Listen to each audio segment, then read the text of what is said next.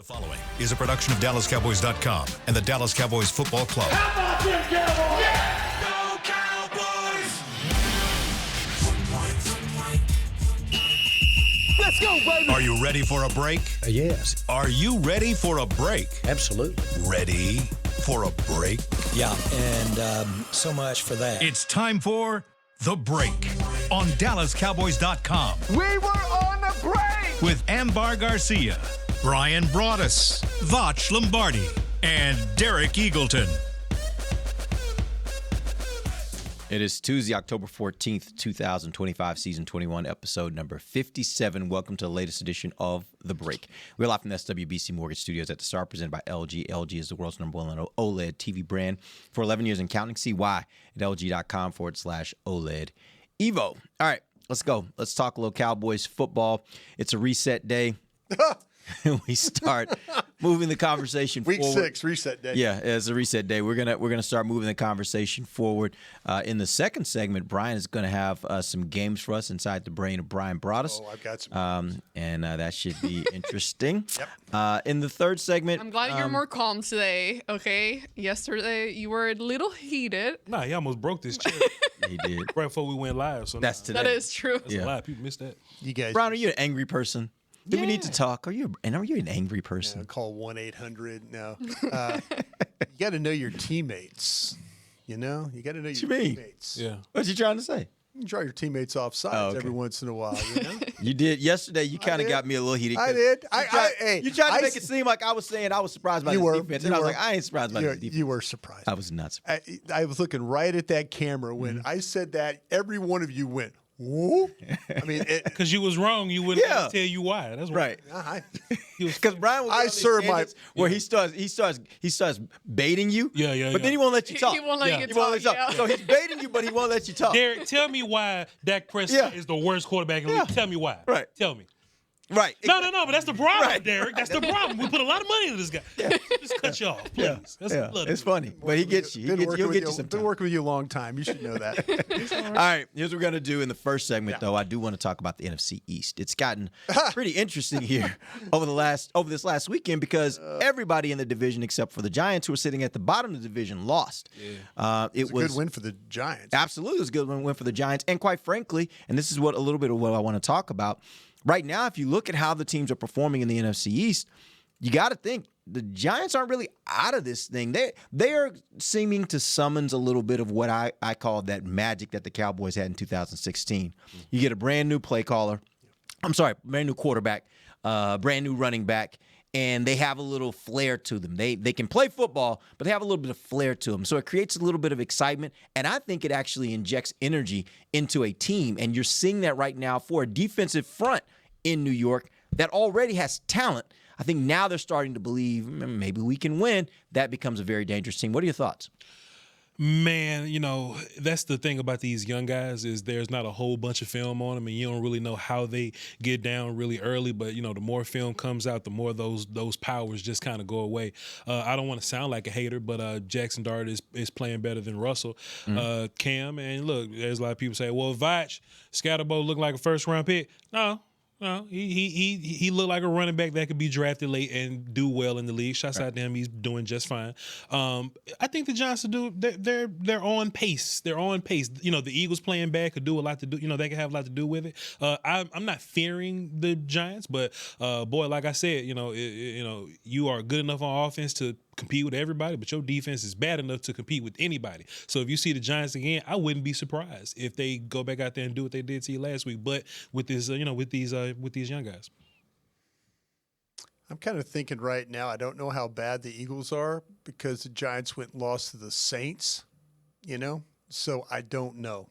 I mean, I'm not surprised, though, that Jackson Dart's having some success. I'm really not. I felt you was a fan of Dart. I was a fan of Dart, and I'm saying this in a way that I felt like that after their opening season, there was some questions about with Brian Daboll and his, like he said he was after week 1 he was kind of keeping the the quarterback starter door open. And I'm like, great time. Start him against Dallas. See what you got. And then Russ came out and had a really nice game against you. And then the following week, Russ went back to being Russ. So I think that the Giants, I do agree with you, Derek. I think they're finding their way. I'll tell you what the Giants have got me a little nervous is that front's pretty good. Yeah.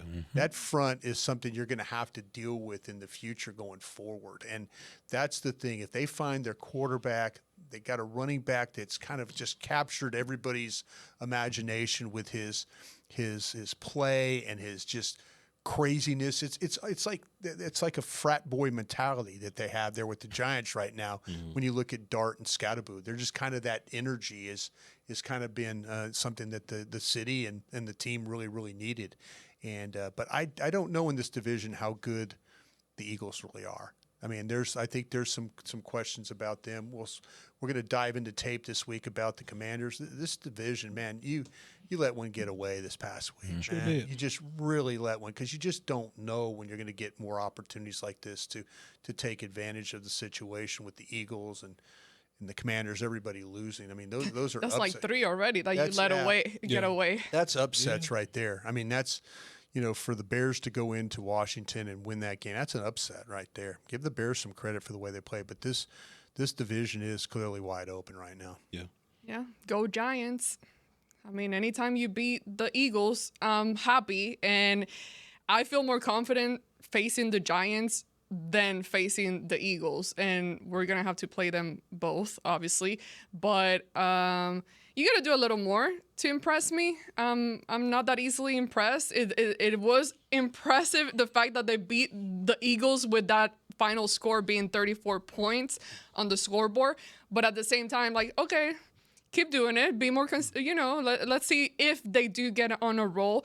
I mean, and I speak this way because right now I am far more concerned about what we got going on internally than what is happening on the division right now. Obviously, you want to keep track of that because, where are you positioned? But at the same time, do I feel confident that even if we get there, we're going to have the staff, the material, the players to actually put up Make a difference. really good fight. Yeah. So right now I'm not very confident about it. So, but it is always exciting when I see the Eagles lose, for sure. You were actually driving towards a really good point. I thought you was going to finish it. The part about the Giants that was really impressive to me is that they scored on the Eagles' defense. Right. I think Jalen Hurts is bad. It just is what I just don't think he's good consistently. He'll have a good game here or there if it's schemed up properly. I think he's goofy as hell. But the Giants being able to put up points offensively, that's the part that kind of shocked me. So when you see the Cowboys again with a horrible defensive unit, then that could be the part that's kind of weird for you. But with the way that Derek asked this question, what'd he say about the division? I was kind of thinking that the front office was going to wait and see how the next 2 or 3 games went. Yeah, I heard that question you asked Steven the other day. Yeah, and Steven, like, he swatted it right out of the air. He said, listen, if we have the opportunity, we'll make a move. You guys on board now with the way you've seen the division, even with the state of your defense, are you on board with go ahead and making the deal regardless? Because I was thinking I didn't want to make a deal if the team was going nowhere. I didn't want to give up premium assets or players if the team was not going anywhere. But the way the division is, and your defense, you probably need more than one player. Sure. But maybe you're getting some guys back off injury, and maybe if you do add one more player, just the way the division. You guys feel any different about that? Well, go ahead. Real quick, before diving into that conversation, looking at Clowney, can you give an assessment of what he has done up until this time? 53rd player on my, and I know, and I was doing a thing with Jeff Kavanaugh this morning, and we were talking about he really liked the way that Clowney's been playing, and I said, man, I just can't go there right now. I just feel like that maybe that's your 53rd guy, and you're going to have some roster spots here coming up. So, prove me wrong, but I just, like I said, I'm thinking linebackers. I really am. I'm thinking linebackers. Go find me if a Roquan Smith, Chicago Bears back in the day. Not Roquan Smith now because he's with the team. But back in the day, you had an opportunity to go get somebody like that. I would sure damn consider it right now.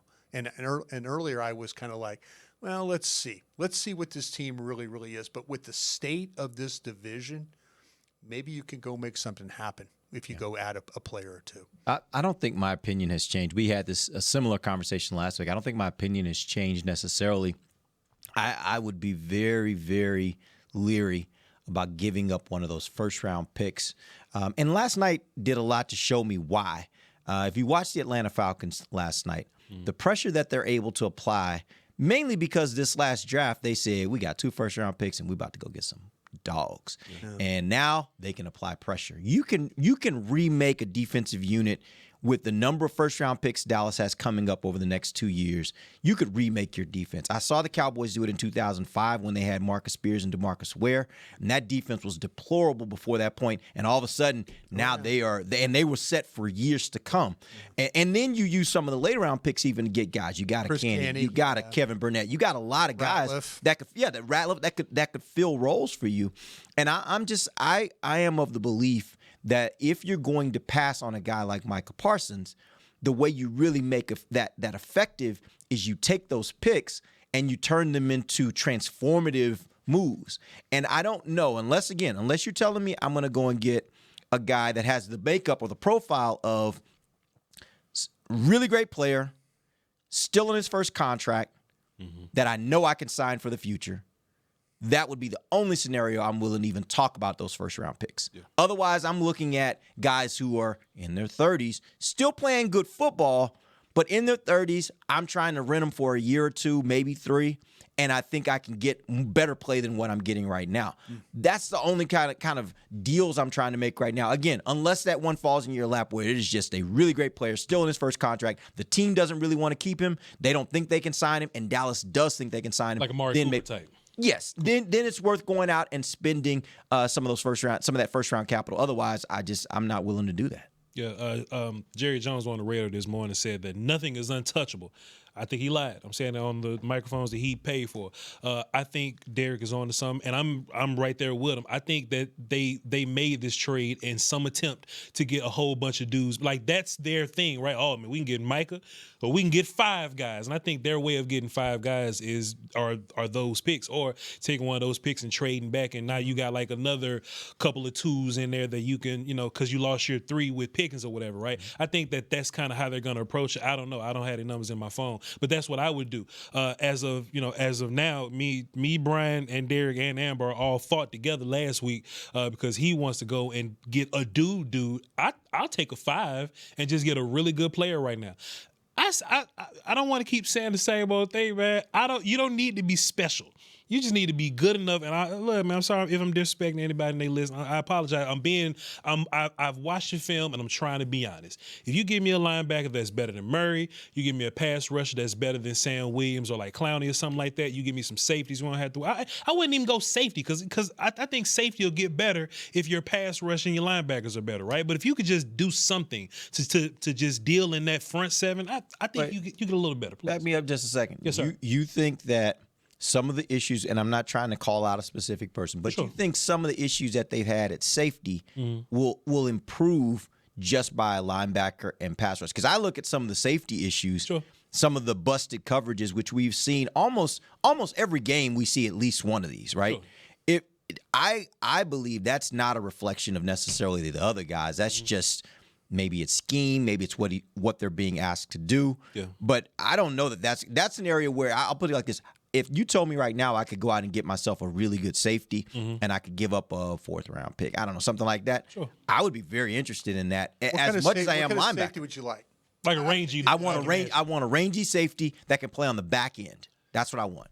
I don't know where those guys are. And I don't know if a team that has them wants to give those dudes away.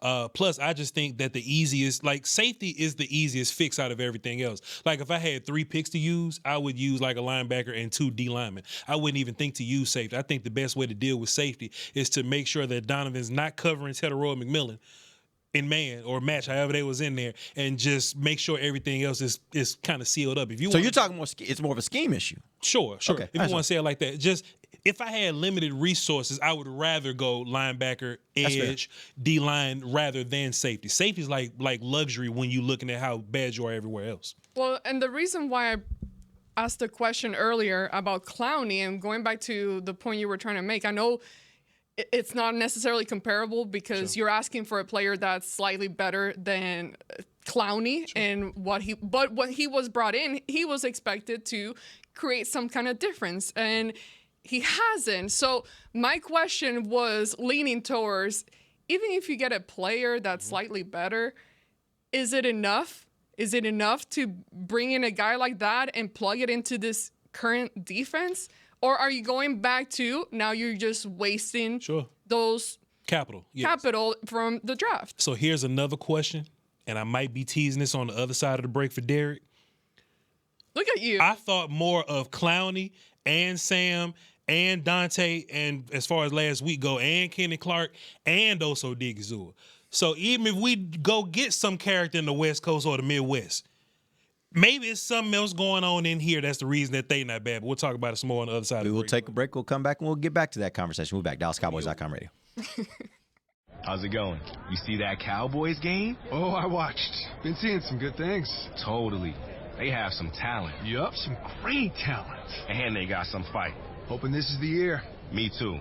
Oh, I'm Cody, by the way. I'm Travis. Nice to meet you, Travis. Go Cowboys. Go Cowboys! Make a new friend based solely on their shirt choice. What would you like the power to do? Bank of America, the official bank of the Dallas Cowboys. Copyright 2025 Bank of America Corporation. If you shout, "How about them Cowboys?" you have that undeniable passion that's the heart of Cowboys Nation. And if you like to drink Dr. Pepper, you love the unique blend of its 23 flavors. Together, your one-of-a-kind fandom paired with the one-of-a-kind taste of a delicious ice-cold Dr. Pepper is the game day lineup that can't be beat. Better yet, gather your Cowboys and Dr. Pepper fan friends to watch the next game and crack open a delicious ice-cold Dr. Pepper for everyone. The wins will be even tastier. It's a pepper thing. It's the official men's skincare brand of the Dallas Cowboys, Jack Black. And right now, Cowboys fans can get 15% off their $75 order. Plus, because every deal needs a playmaker, your order will include a free 5-piece skincare set and free shipping. The Jack Black Playmaker is 4 of Jack's favorites and a full-sized intense therapy lip balm. Make a play for the Playmaker at getjackblack.com/Cowboys with the code CowboysVIP. That's getjackblack.com/Cowboys with the code CowboysVIP. I'm home. Hey, Mom, before you ask, I've done my homework and the dishwasher's unloaded. Nice. Hey, can you... Hey, hon, yes, I've got the finale ready to play. Here's your wine. Wow. Isn't it nice not having to ask? We think so. That's why if there's a network interruption, AT&T will proactively credit you for a full day of service, guaranteed. Credit for fiber downtime lasting 20 minutes or more, or for wireless downtime lasting 60 minutes or more caused by a single incident impacting 10 or more towers. Restrictions and exclusions apply. See att.com/guarantee for details.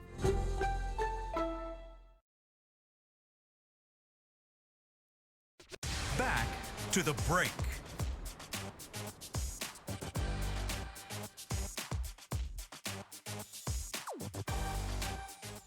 Choose perfection. Choose LG OLED Evo. Check out the best TV in the game at LG.com. Welcome back. We're in the second segment of the break live from the SWBC Mortgage Studios at the Star. Having a good conversation here about the defense. And Voch, before we went to break, you threw out a question. You want to restate that question for us real quick before we get to Bryan?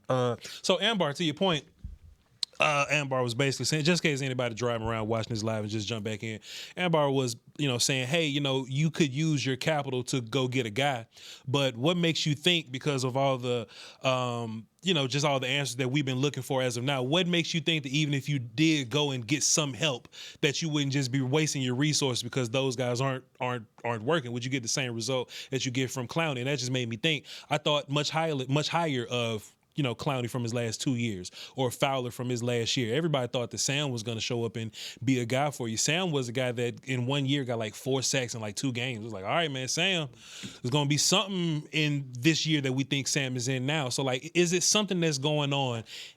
No, go ahead. Is it something that's going on in the house, Derek Excited? Is there something going on in the house? In the house, right? Derek Eagleton, is something going on in the house that's making players less than what we thought they were going to be? Well, no, I'm not going to answer that question because I got another thought for you. Oh, well, damn. Just say what you want to say. Then. I got another thought for you. Just do what you want. Just ignore my question. We've heard so much about the biggest problem with this defense is communication, right? Yeah. Ooh. So to Amber's point, if you go out and get a linebacker or a safety that understands the defense and has the ability to make everybody else around him have a better understanding of what they're doing in each play, does that improve this defense more than actually getting a player who is a great technician? You can have Ray Lewis saying, "Hey, Marshawn, don't get blocked by that damn tight end," and it happened anyway. You know? Yeah, but on the back end, all those busts. If you got somebody that really understands the defense, that's like Trayvon over here. To be fair, you're over here. Sean Lee was that. Sean Lee Kuechly was the hey, y'all counter is coming right there. Right. Maybe you can do. My point is, I do wonder if communication really. And by the way, I'm not one that totally believes communication is the biggest issue. I know that other people are saying it. My point is, if communication is the biggest issue, do you solve a lot of that if you go out and get someone who is a very smart player, understands the defense, and not only knows his role, but knows everybody else's role to make sure everybody's in the right spot, to make sure everybody understands what they're doing and has a way of communicating that to his teammates that becomes a coach on the field? Does that solve a lot of problems? I mean, you telling That's what us Sanborn was. Go ahead. Right, we thought. Yeah. Well, you're telling us that nobody on the team right now has the ability None of them.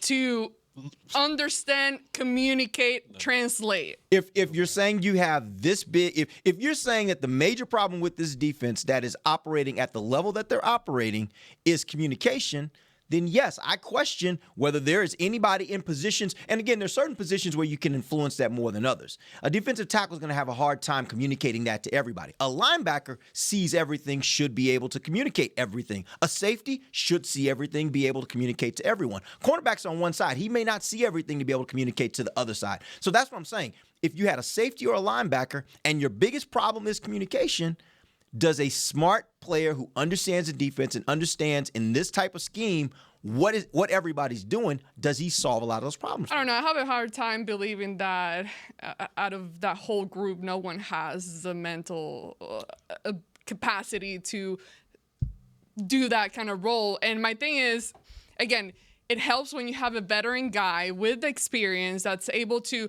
hey, let me soak up what you're saying, and now let me give it back to everybody else on the field. But at the same time, I mean, who's to say that the leader of the voice, the one giving those commands, truly understands the defense? And I think you're proving my point. My point is, I don't know that I'm going back to communication. coaching, though. But what I'm saying is, then if that's the case, if you don't believe that there's anybody that right now there are players on this team who understand the scheme, who can communicate it effectively, and they're in positions where they can do that for the team, then communication doesn't seem like it would be their biggest Just problem. for the argument, since this is all hypothesis. Yeah. You're my leader, right? In the workplace. In some capacity. In some capacity. Until you decide not to. But if you keep telling me, Amber do what she want to do. You lead everybody else. Boy, she do what I she want worked to for do. her a long time. She does everything. Boy, Garcia gonna do what she want to do. You just give up free. You just say, hey, do your thing. You lead us, but you don't lead us. Then again, Do your thing, Garcia. She's won 26. Right.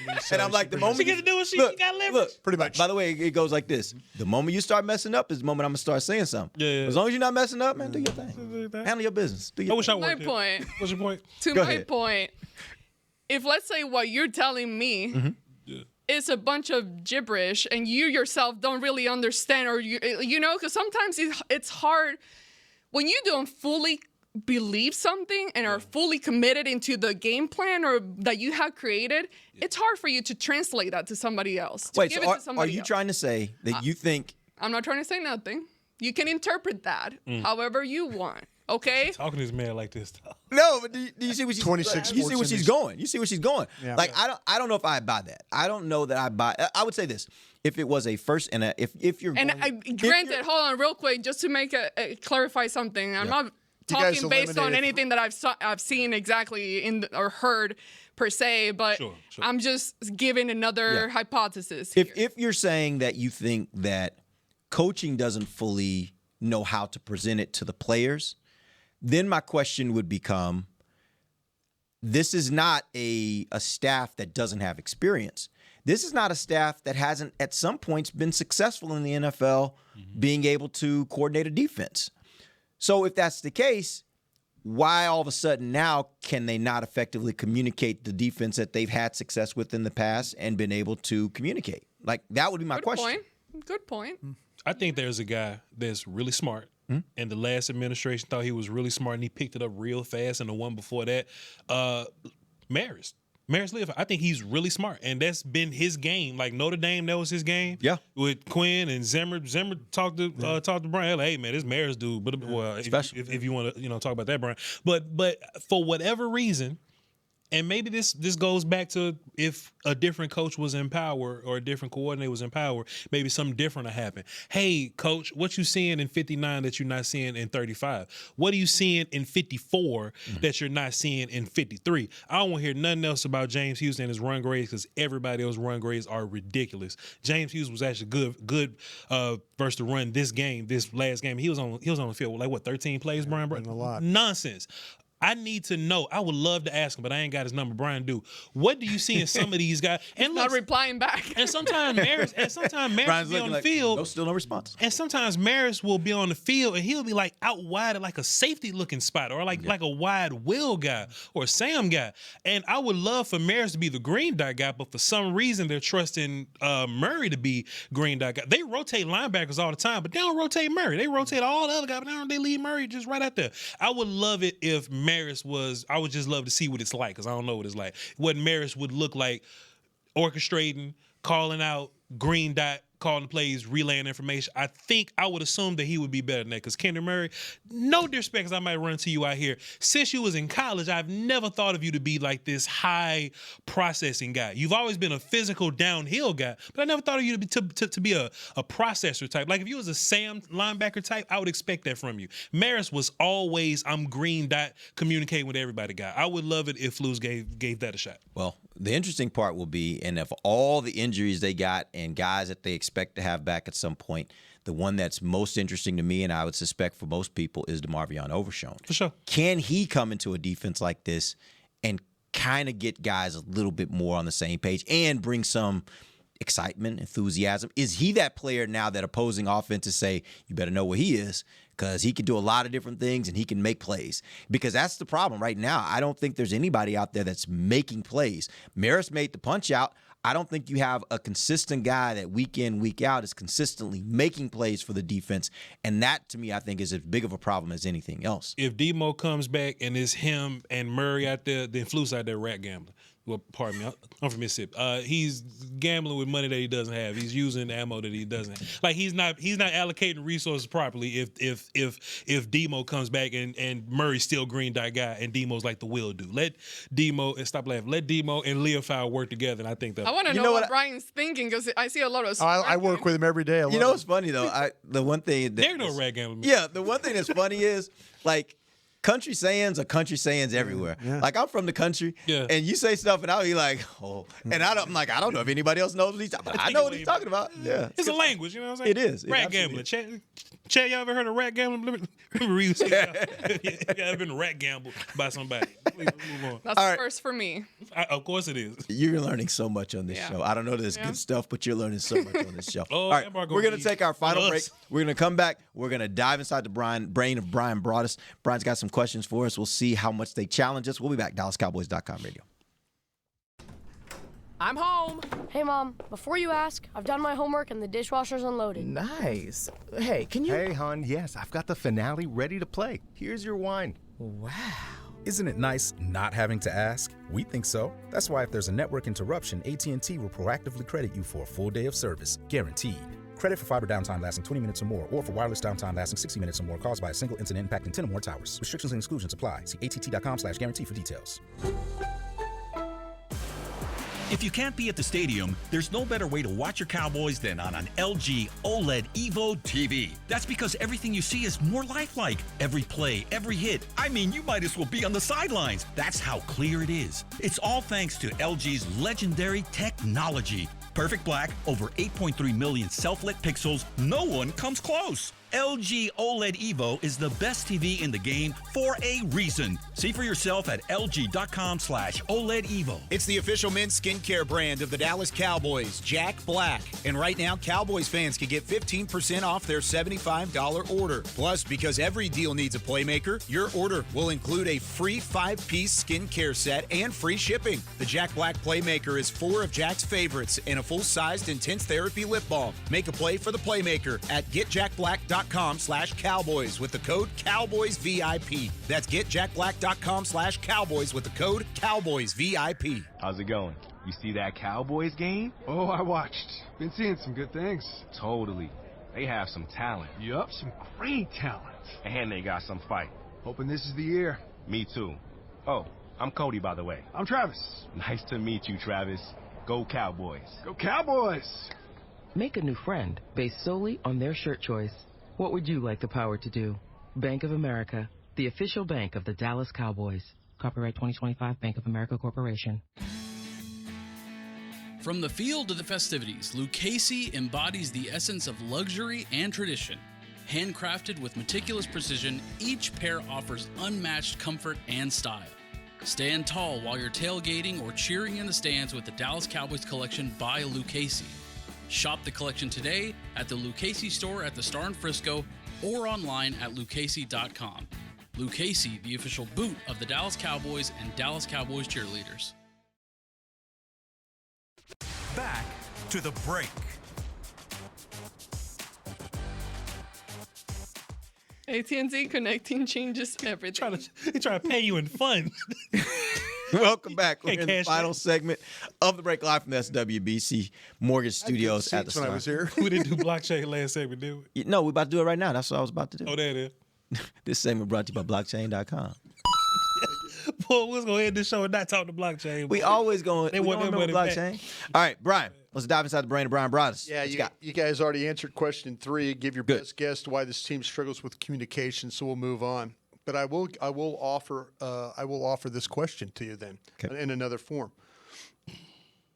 Would you guys consider playing Diggs at free safety when these cornerbacks come back? Why are you making that face? I've thought about this, and then I mean, you're talking about a guy that's lost a little speed. Well, pretty smart, kind of knowing what's going on. I mean, you know, he's kind of he's a guy that kind of understands. I know it doesn't always look that way, but I think he understands what you're trying to do. But would you consider playing him as a free safety when all the other cornerbacks maybe come back? Here's what I love about that. What I love about that is you want a safety. We're just doing a Cowboys have not had a the Cowboys have not had a safety in a while that I consider to be a ball hawk. That literally see ball, go get ball. Yeah. If you tell him, listen, you're not worried about one person. You're just kind of looking around. You're reading the quarterback, and then when you get a beat on him, go get the ball. Yeah. I love Trayvon Diggs in a role like that because he plays defensive back like a receiver. Yeah. And if you give him a chance to just watch and scout where the quarterback's going, think where he's going to go, get there and try to get the ball, you might turn this guy into a real turnover machine doing that versus what you can do just on one side with him, especially if Savon Revel ends up being what you think he can be, and you've got Bland and Revel, and both of them are playing pretty good there at the corner spots. I actually love it. Now, question is, does Trayvon want to do it? That's a whole different conversation. Yeah. But I actually love the idea. I really do. The thing about Trey is I think he'll get bored on the roof like 15 yards away. I would walk him down just a little bit and just let him kind of roam around. Yeah. How do you feel about him having the tackle though down there? Well, So I wouldn't put him 5 yards off the line of scrimmage. just not, There's a not medium. too close. There is a medium, and I guess it would take some coordinator to be creative enough to pull that off. But I love what you're saying. I love Diggs seeing stuff and kind of playing on it. Mm-hmm. I just don't want him so far back that he may only get one or two opportunities at it. I want him just a little bit closer to where all those crossing routes, and if anything goes on either side of the field, he can have an opportunity to go play on it. Tackling is the issue. You are right, but I don't hate the idea at all, Brian.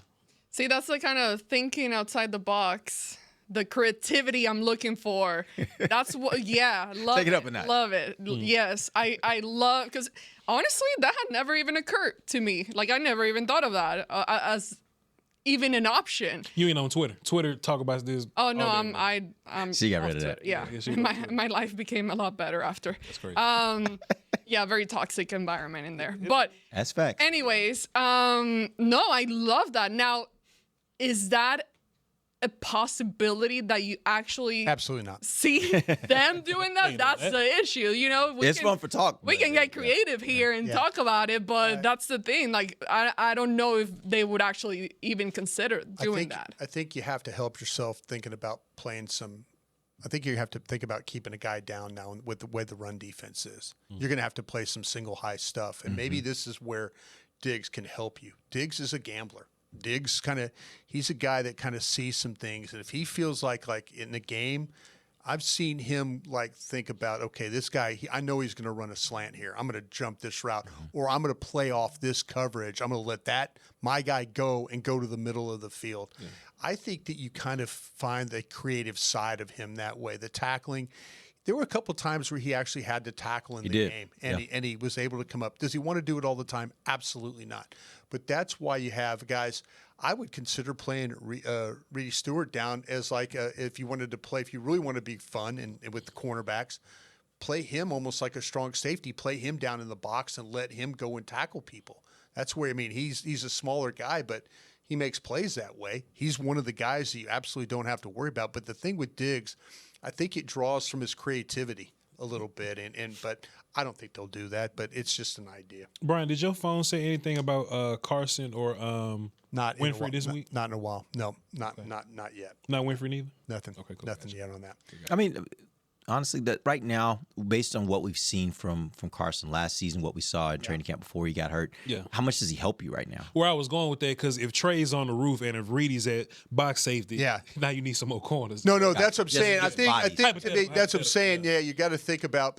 So now you need. I love Stewart. I love Stewart's toughness. I really do. Now, you could put Wilson down there. You could put Bell down there. You can do those things, but I was just kind of saying, Ambar was saying, think a little outside the box. If you have a guy, if you're worried about the run game, you better put somebody down there. And if you're worried about the pass, you better have somebody in the back end that can play with some range the way people are throwing the ball on you. Voch, I'll ask you this question. What's happening? Give me an area of this team that has a chance to improve, and then one area is they are who they are. Man, so CeeDee Lamb's coming back, right? Yeah. But when CeeDee Lamb was there, I don't think Dak and Pickens all the way had their thing figured out. I think Dak and GP have a lot of time on task these last couple of weeks. And I think Dak kind of got a groove with him, and he knows what routes that he's really good at. And we broke down some film this morning. Pickens wasn't always yak guy. Right. Hey, man, we know Pickens is yak guy now, So I think now when CD comes back, I can expect even more because now Dak knows how, GP operates. Because in the first few weeks, GP was like deep ball guy, and you may get PI or like slant guy. Now GP is running crosses deep. He's running, slants and things, the outside route. So I think your passing game could be even better. Derek, we got just a few minutes, right? We got about 5 minutes. How about if I ask you each one of you a different question? Sure, that's fine. On that. Unless anybody wants to jump in on that. Do you think you have an area? I was gonna say, I know we keep talking about the linebacker and needing help in there, but there's a slight part of me that I'm still very hopeful of the future with the linebacker position. Like looking forward to Shamar James. I'm still a believer in Marius Lufau.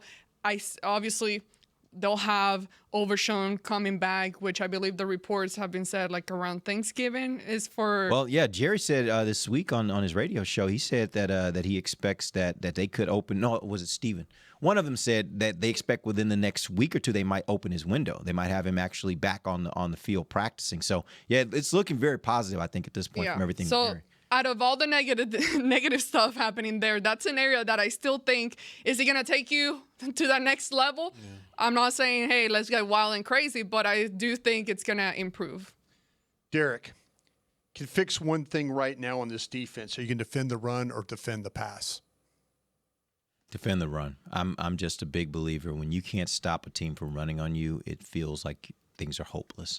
And I know that even with this kind of offense, you would say maybe you should look at it the other way and say if you could defend the pass, then you force teams to have to methodically drive the field. Yeah. The problem is right now they're giving up 7-8 yards on the ground per rush. Like they're giving up. They're giving up long. So there's nothing that suggests at the rate that they're giving up yards in the run game, that it necessarily is going to slow them down or force them to be. And these are not teams that are the greatest teams in the NFL. These are teams that, are trying to find their way just like you are. And so, yeah, if I had to stop anything, I always start with, can you run the ball? Can you stop the run? So I start with stopping the run. Anybody else have any thoughts on that one? Yeah, I would much rather deal with the run.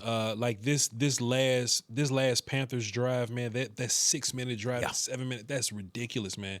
And what you do with that is Dak doesn't get the ball back, so there's no hope for you to come back. At least with passing the football, and the Panthers did kind of get busy in the air too.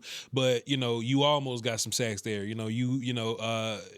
Bryce Young did kind of show who he was and kind of missed some stuff and held the ball a little bit. So I just think that there's more room for error when the other team is passing the football. But if you guarantee me 7 yards of carry, man, that's ridiculous. It's crazy the fact that Carolina never felt like they had to throw that football. And even though Dallas scored 27 points, sometimes you get somebody out of that. You're just like, they're going to have to chase points. Mm-hmm. You couldn't get any stops. Yeah. You could not get any stops to make them have to start throwing the football. That's really unfortunate. Well, and on the flip side, let's say you are more successful at defending the run. On the flip side, with the offense, I trust this offense with the balance that they currently have with the running game and the passing game to take over the time of possession. They would end up winning that battle there, which obviously gives you a better advantage. Ambar, if you could have one back this week, Lamb or Booker? Lamb or Booker? Lamb. Wait, hold on. I hate you, Bryan.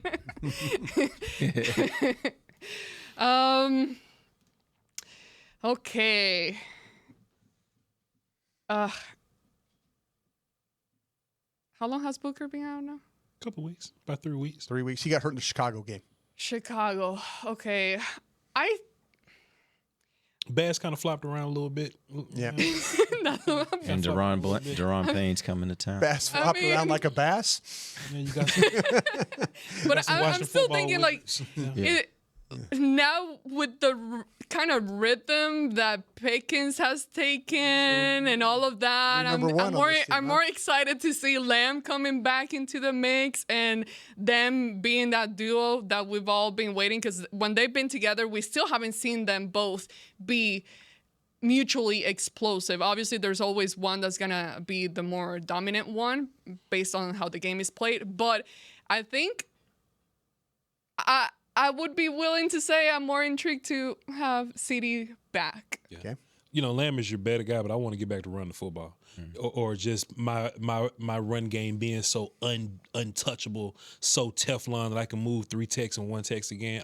I'm honestly, CD's the better player, but I'm going Booker, and I know CD will be back at some point. I agree with that, I think, but I will look at this. Like, I think last night I saw DeAndre Swift run pretty well against that front in Washington. Yeah. And he's not a premier. I don't think of him as I don't think of that as a premier running game. But they ran pretty well, which makes me think, I think Dallas, that was an aberration what we saw last week. I think that this week, even if you didn't get any of those offensive linemen back, I still think the offensive line will be better this week, and they'll be able to reestablish the running game. So that does give me a little pause, like, okay, just go ahead and give me CD back, because I do think the offense becomes more explosive with him in it. And maybe that little bit of extra explosion would have been the difference in this last game. When you get the ball back, instead of going 3 and out there toward the end of the game, maybe having CD is the difference. You sustain a drive, you actually make the game-winning touchdown or field goal, whatever it was going to be. It was going to take a touchdown. Touchdown, I'm sorry. Yeah, you're down before. The field goal. Oh, yeah. But I think, to me, it's having Lamb back, as we've all said, it would be great. Sure. Booker, you need that. You need that presence inside. And Bass, Brock and Terrence would love to have him. Yeah, to his credit, they got hurt, the law firm of Brown, Robinson, and Brown ate you alive in that football game last week. And they the penetration, the power they played with. And you couldn't get your pullers going in that game. You couldn't get your movement game going, and you just really, really struggled with that. Steele and Booker together had been really good on that right side with Span Ford. They need to get that back going again. Real quick, we didn't really talk about this. Do you think that the 3-4 front that they were using, where they had those 3 guys kind of predominantly down, and then basically you had five-man front, do you think maybe that caused problems for Dallas, just from a standpoint? I don't think, have they faced that much this year. Not a team A 3-4 that plays, team? not that play, we call it with the double eagle where you cover the two guards and you cover the center. What I thought they were going to do is that's why teams have had some success running a little bit on the edge is because they've been able to get down, and then they've been able to angle block and keep everybody inside and then run the ball off the edge. But what happened is those Carolina guys, they beat your double teams, the blocks when you were passing guys off. They were beating those blocks. And I could say the penetration, Dallas's game, as we all know, is about the movement, with their offensive line and the ability to pull the guards, the tackles, the fullbacks, the tight ends. You pull those guys. Carolina they killed that with all the penetration they got. So, yeah, I don't think it might have had something to do with the power of that front. Gave Dallas some problems last week. And to that point, I saw a number of times where their linebackers just basically shot down and they just shoot a gap. And so even if they didn't make the tackle, they altered the play. Right. And then it just created situations where their defensive line could then get after it and get a tackle. So that certainly makes me wonder if other teams start trying to use some of those same sorts of principles against this running game, and that becomes kind of something they have to overcome. I don't think everybody has big dudes that'll powerfully whoop Booker, Smith, and whoever we have at center one-on-one like that every time. Like when Carolina got tight like that, they would force one-on-ones in there. And Brown would just, run past Hoffman or just run past Bass or whatever. Yeah. I think if you add Booker to that, then it kind of gets a little bit better for us. Booker's certainly a lot stronger. He plays a lot more power. Booker whooping ass now. Yeah. All right. We appreciate you, Jones. We'll be back tomorrow. We'll start getting you guys ready for the next game. Cowboys will be playing. Who we got next? Watch the football Wizards. Commanders. Yeah, Commanders. Cowboys play Commanders this Sunday, 3:25 at AT&T Stadium. It is at home. We don't have to travel. That's good. All right. We'll be back tomorrow. Till then, for Voch, Lombardi, Bryan, Broaddus, and Ambar Garcia, I'm Derek Eagleton. This has been The Break live on DallasCowboys.com radio. This has been a production of DallasCowboys.com and the Dallas Cowboys Football Club. How about this, Cowboys? Yeah!